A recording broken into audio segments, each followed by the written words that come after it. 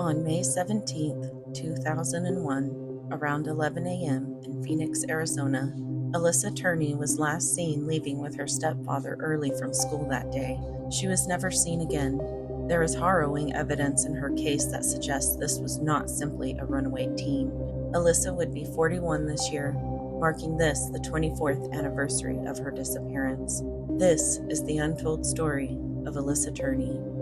This video is for entertainment and educational purposes only. This video contains graphic and disturbing material, including sexual abuse, extreme violence, and other traumatic subject matter. Viewer discretion is strongly advised.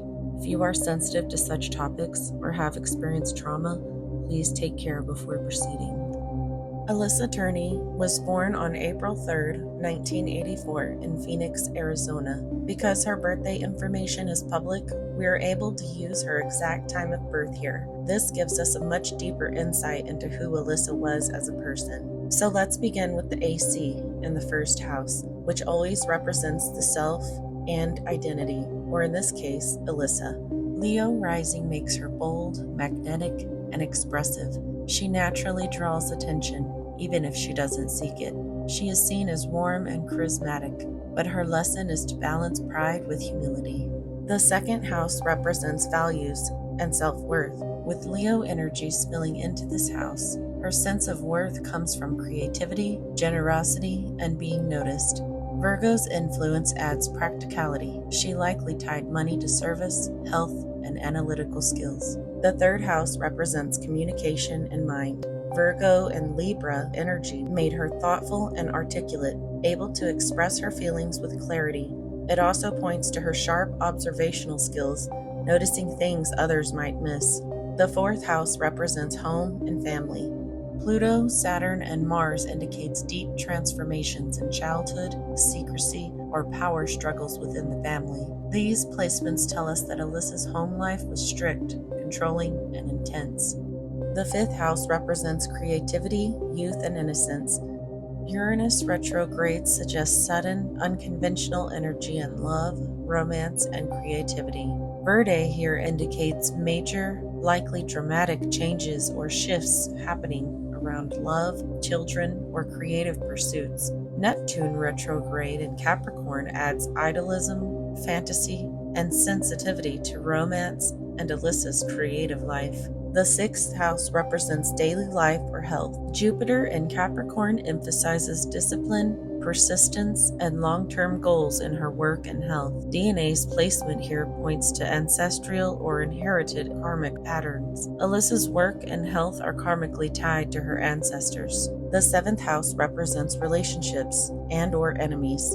Though empty, being an Aquarius suggests Alissa was likely drawn to partners who were unconventional, independent, intelligent, or rebellious. The eighth house represents death, trauma, and secrecy. Lilith suggests Alissa may have been drawn to forbidden or taboo experiences with potential struggles with power and intimacy. Lie indicates themes of hidden truths, deception, and karmic lessons around trust. The ninth house represents beliefs and purpose. Venus in Pisces and her Aries sun reflect an adventurous, idealistic soul who loved freely and sought higher meaning. She carried dreams of love and exploration, even if life limited them. The 10th house represents public life and fate. Mercury, Moon, Algol, and Chiron in Taurus show her destiny tied to tragedy that would one day become public. Her wounds will become part of her legacy. The 11th house represents community and soul growth. North Node and Gemini tell us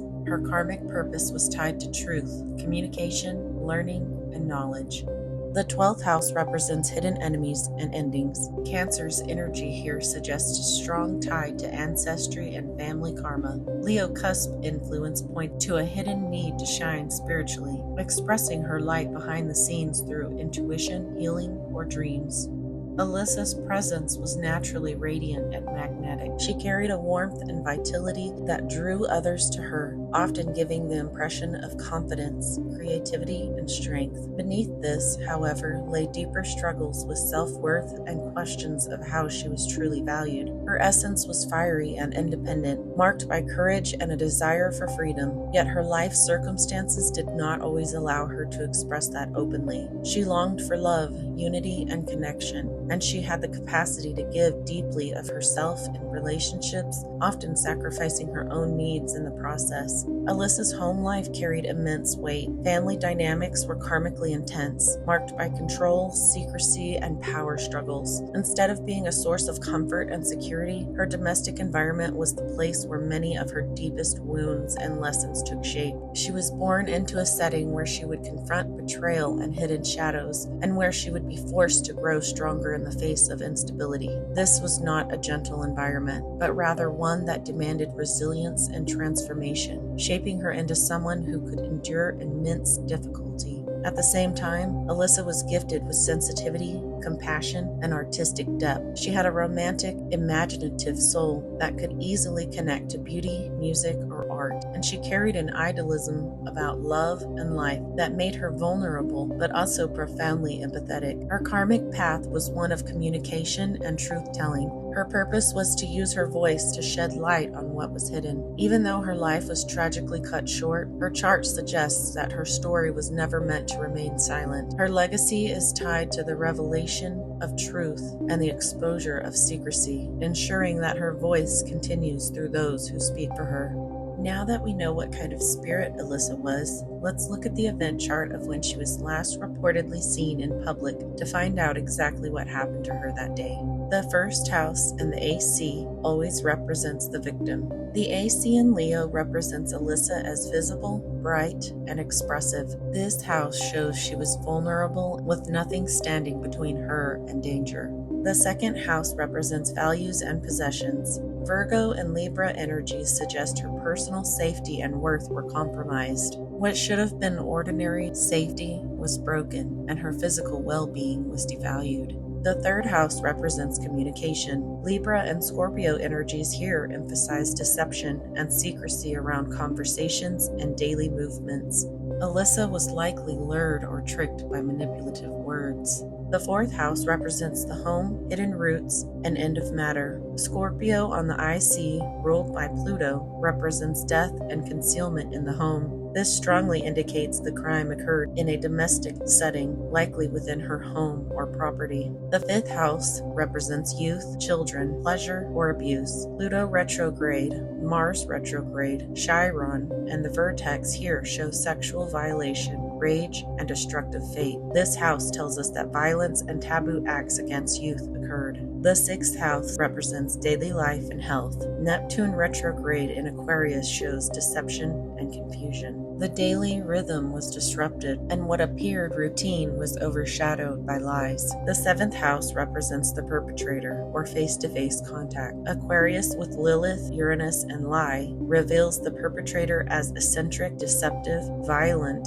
and sexually taboo. Alissa's murderer appears unusual, detached, and unstable, with hidden resentment towards her. The eighth house represents death, body, or remains. The moon in Pisces here represents Alissa's body being concealed in water or a container. This is the strongest marker of how she was hidden after death. The ninth house represents beliefs and travel. Aries planets, including Venus and DNA, show her body remained nearby, not far traveled, and evidence of DNA is likely preserved. The 10th house represents the public revelation. Alissa's death was violent and personal. Sun conjunct Algol in Taurus shows suffocation and strangulation as cause of death, and that her tragedy will one day become public knowledge. The 11th house represents community, evidence, or voice. Jupiter and Mercury in Gemini indicates her voice and testimony living on. North Node in Cancer tells us the karmic purpose behind her death is tied to truth and protection of others. Though silenced, her story and her voice will continue in the community and through those who speak of her. The 12th house represents hidden enemies or concealment. Cancer cusp reveals family or domestic concealment, likely hidden in a water-connected domestic system. This shows a concealed enemy tied to home and domestic property. Alyssa's last day began in what seemed like an ordinary way, but deception was already at work around her. She was vulnerable to manipulation by someone close to her, someone she knew and should have been able to trust. Soon after, the situation shifted, and she was drawn into a private setting where control and secrecy became the driving forces. Her movements and words were restricted, and the betrayal she experienced was not random, but tied directly to her home and family life. Alissa was assaulted in a way that combined both violence and taboo sexual motives. The attack was personal and intimate, carried out through physical force rather than weapons. She was overpowered and silenced, most likely through smothering or strangulation, leaving little chance to resist for long. While she likely tried to fight back, her loss of consciousness came quickly, sparing her from lingering in prolonged pain. Her life ended suddenly in an environment that should have been safe, taken by someone who saw her not as a daughter or a family member, but as an object of control. After her death, her body was concealed within the home or on the property until there was an opportunity to move her without raising suspicion. Later, she was hidden in a water-connected system, such as a septic tank, cistern, or culvert. She was wrapped or enclosed, and then covered with lime, soil, stone, or concrete to disguise her resting place. And this concealment was staged to appear as ordinary maintenance work. These actions ensured that she would remain undiscovered for years, yet the details surrounding this concealment point to calculated effort rather than panic. Her story, however, was never meant to remain hidden forever. Her fate carries the symbolism of eventual exposure, and what was buried in secrecy will ultimately surface. There is a strong likelihood that by late 2025, the truth will begin to emerge in a tangible way. On a deeper level, Alyssa's life carried a karmic purpose tied to truth and communication. Even though her physical voice was taken, her story continues to speak loudly. Her death forces hidden abuse within families into the open, demanding that others confront realities that are often silenced. Alissa is meant to become a symbol for victims who cannot speak for themselves, and her legacy is one of truth rising from secrecy. Through her, others are reminded of the importance of protecting the vulnerable and bringing light to what has been hidden. If you or someone you know has any information regarding the disappearance of Alissa Turney, please contact the Phoenix Police Department at 603-262-6151.